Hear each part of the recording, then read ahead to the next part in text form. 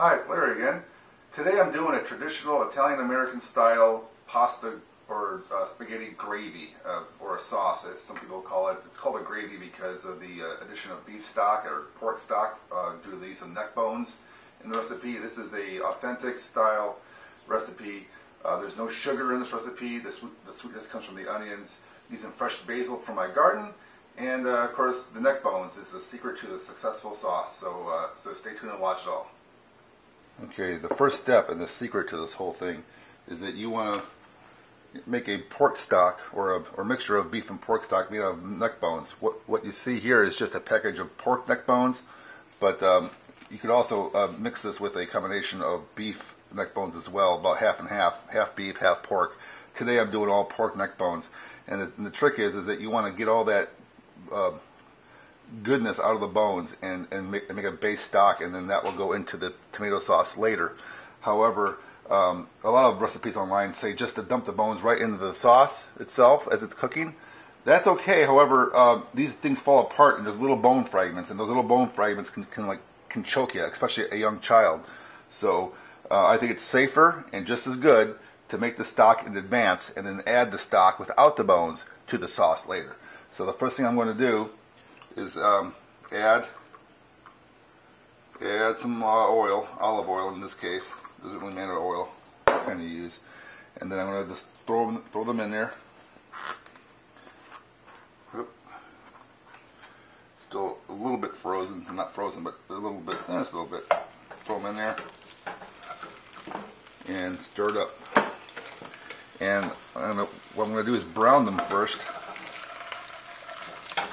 in a Dutch oven. I'm going to get those going. But if you don't have a Dutch oven, what I used to do for years is just use a crock pot. And I would put the bones right in the crock pot, cover them just enough water to cover them, and cook them in the crock pot for several hours until all that goodness comes out of them. Here I'm just doing a Dutch oven style. I'm going to brown them at first, and then I'm going to add water to cover them and let them simmer for a couple hours as well. The neck bones are nice and browned, I guess. And again, browning is not required for making sauce. It just adds a little bit of extra flavor from that reaction that makes it taste better. So what I'm going to do now is add water.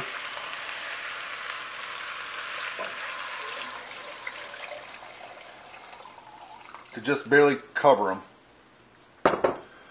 And I'm going to bring that up to a boil and then turn it down and simmer it for probably a couple, 2 to 3 hours, and check on it then.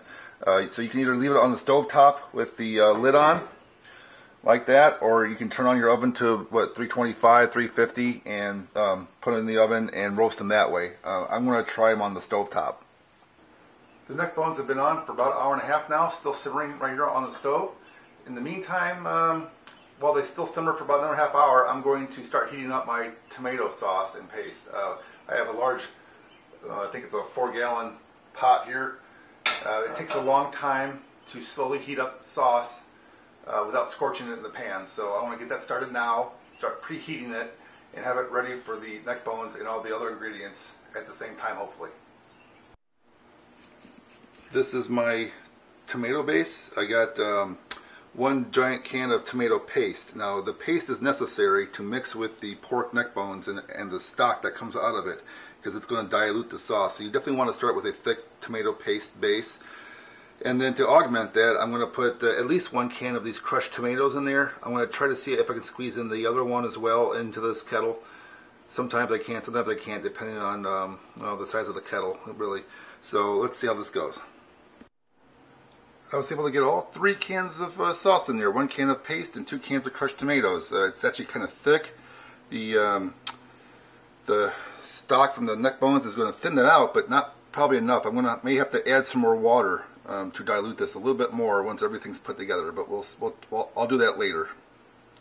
Also, when you're heating this up, it's nice to have a high quality pan. You might be able to see the all clad or aluminum cladding on the bottom of this pot that helps prevent scorching of the sauce. So I used to have a really cheap thin gauge sheet metal stock pot, and it would scorch really easily in the bottom. This is a little bit more robust, so if you're going to be doing sauces like this, especially tomato sauces, I would suggest getting one of these types of aluminum clad pots. Okay. After about 5 minutes, I decided I wanted actually a thinner sauce to start with, so it doesn't have any chance of scorching as well as burning or anything. I added about half of these large cans of water, and I mixed it in really good. And I'm gonna may add more later, because over the course of a few hours, it's going to evaporate a lot of the water as it'll thicken up. So, it's okay to start with a thinner sauce, but what you want to end up with is like a thicker ragu. Another thing to note is that as this thing heats up, you definitely want to keep an eye on it. You want to stir it every several minutes, especially down by the bottom of the pan, to make sure nothing burns and scorches. Because if it scorches again, your sauce is going to taste like, not like sauce. It'll taste like burnt goop. So keep stirring it and until it starts to heat up, and then we'll add the stock. Now, while the tomato sauce heats up and the neck bones are almost done simmering, I went ahead and prepared the next step of the recipe, the ingredients, which include probably a little over a half a bulb or more of chopped garlic, about 3 Vidalia onions. Any kind of sweet or yellow onion will be great. Even white onion will work in a pinch. You're not going to taste the onion flavor. It seems like a lot of onion, but it's not, because what we're going to do is that we're going to sweat them, cook them down, and turn them sweet. And this is going to provide the sugar flavor in the sauce. We're not adding any sugar. So this is secret number 2. Next to the neck bones, using onions, you cook them down, you get rid of that strong odor and flavor. They turn sweet, and you add that to the sauce, and that adds the sweetness. No sugar. If you add sugar, your sauce turns to ketchup, and it's ugh. All right, and then about a cup and a half of mixed hard cheeses. I got Pecorino Romano, Parmesan Reggiano, and a little Fontina that I had left in the fridge. And also, I don't know, about a cup, or a little more than a cup of chopped fresh basil from my garden. It's a little bit heavy on the basil, but since it's effectively free, since it's in my garden, I use a lot of it, because I like basil. So those have already been chopped, and we're almost ready to put everything together. Alright, I took the lid off the neck bones, and I want to check on them here. So if I pick them up, and you can see that they've kind of fallen apart a lot. The bones are probably down the bottom. So these are about done. Yeah, just about done. It's been about 2.5 hours. Probably another, maybe half hour or less to go. And so, knowing that, I'm going to go ahead and add some of my dry ingredients to my sauce while it heats up here. So, it's starting to erupt like a volcano. Anyway, I get about 4 teaspoons of black pepper. Actually, no, that was the parsley. So it's 4 teaspoons of parsley. This is the black pepper. 4 teaspoons of black pepper. And about 4 teaspoons of salt. And stir that in. And, get some of that lava to calm down too. So stir that in, and I'm going to turn on the heat on this thing here. It's been just shy of about 3 hours, about 2 hours and 45 minutes. I think I'm happy with what I'm seeing here. The bones are coming off, the meat's falling off the bones, and it smells like good broth. So I'm going to strain this out and pour the broth into my tomato sauce. I poured the neck bones through the strainer here into a pot, so I got the stock down below and the bones left behind. And I'm going to now pour that stock into the sauce.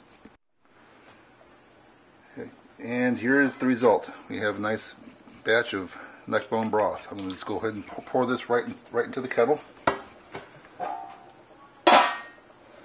Bring it up in here. Just pour it in.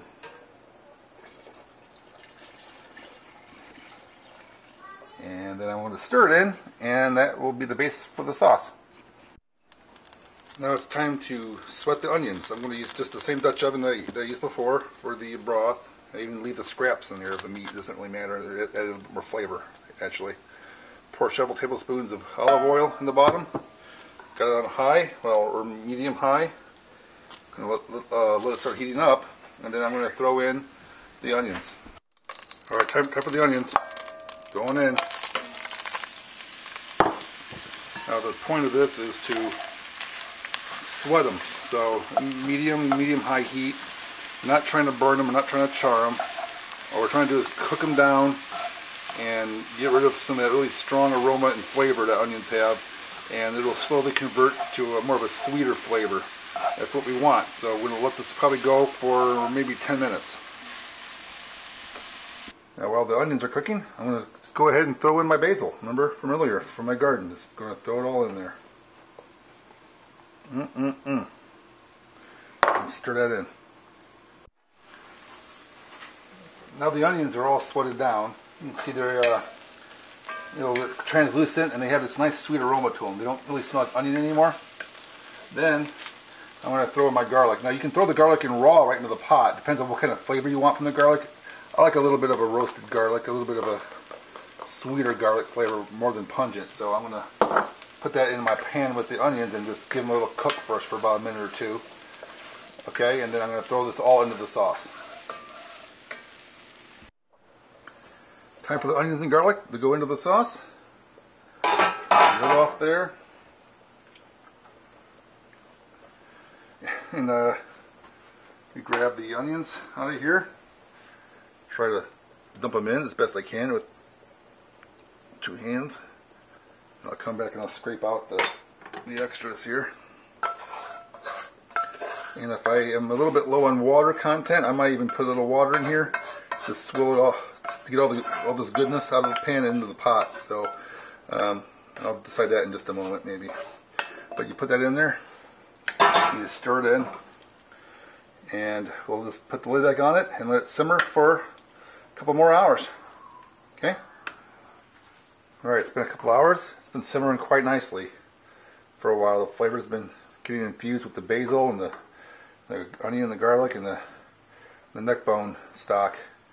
Tastes really good. I already had a sample. Now, before the very end, add the cheese. Just throw it in there. And stir it in. You can even turn off the heat at this point, if your sauce is done enough. And all this does is give it a little extra flavor. It's kind of like the cheese is already in the sauce, so when you go to serve it later after freezing portions of it and thawing it, there's already cheese in it. You don't have to shred cheese with a grater every time you want to put some good cheese on it. It's already in the sauce, so that's a bonus. Alright, here we go. This is the final product. Some angel hair and my delicious sauce and some meatballs I made, which I can do in a different video. Some bread and some wine. So let's enjoy this.